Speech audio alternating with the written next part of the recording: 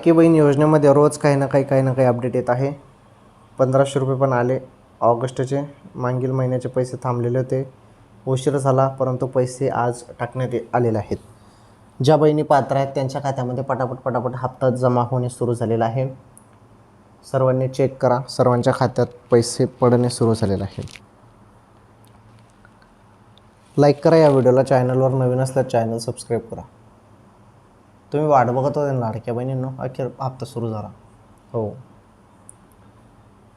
1500 रुपये आले पात्र बहिणींना. ज्या बहिणी पात्र आहेत ना त्यांच्या खात्यामध्ये आजच्या आज